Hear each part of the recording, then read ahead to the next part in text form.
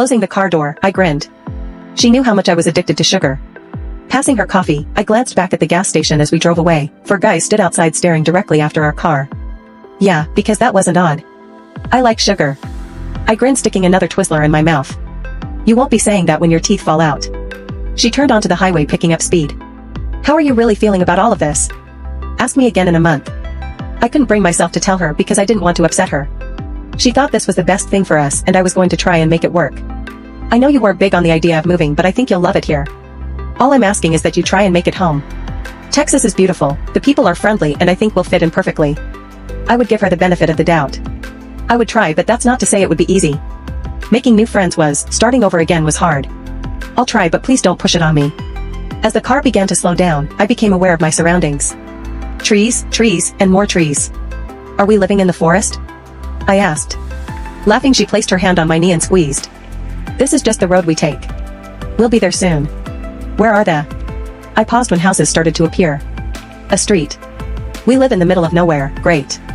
I didn't have a car, which meant I was restricted on what I could do. Our new house was located in the middle of nowhere. How was I supposed to go out?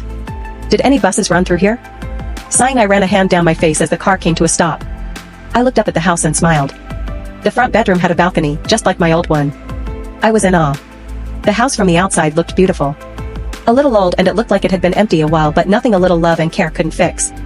Maybe living here wouldn't be so bad after all. It needs some work, but I had to buy it. Stepping inside, my heart fell a little. Everything screamed old and out of date. The carpets, the furniture, the smell. I have contractors coming in a few days. I know it doesn't seem like much, but we can give it a real go out here. Decorate the way we want, we can make this our home. She was happy, and who was I to take that away from her? My thoughts were irrelevant right now. I had to think of the bigger picture, our future. I wasn't going to burst her happiness over a few old carpets. It seems like a quiet area. How far is the nearest beach? Missing the beach already? She smiled. I am, but I can wait. Do you want me to start unloading the car? I was only to bring the stuff I couldn't live without. She was going to buy everything else new. Where she was getting the money from, I will never know, and I dare not ask. Yes, and I'll see if I can get the heating working. No heating? Rolling my eyes, I made my way outside. Surely it wouldn't get any worse, right? With half my body inside the car, I didn't hear anyone approach. Need a hand? Wait, was that Alana? You're moving in there? She asked as I pulled myself out of the car.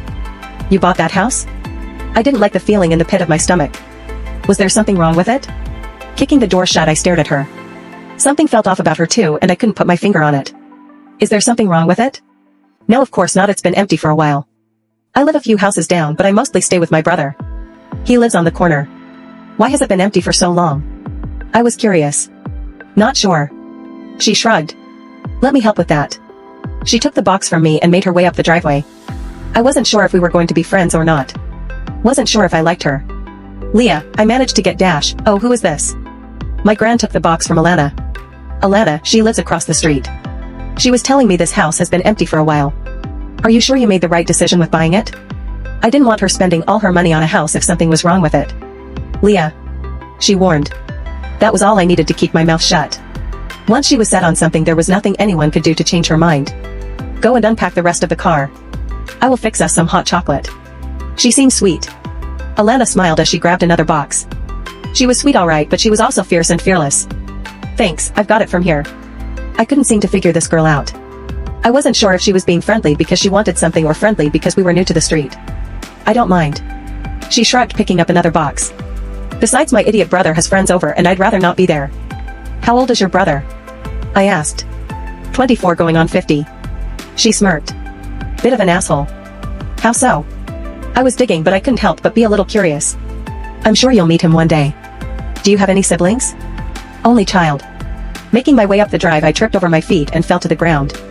Box up in the air, I put my hands out to stop my fall. Shit. I groaned, grabbing my knee. Lifting my jean leg up, I pulled out the stone that was embedded in there. Are you okay?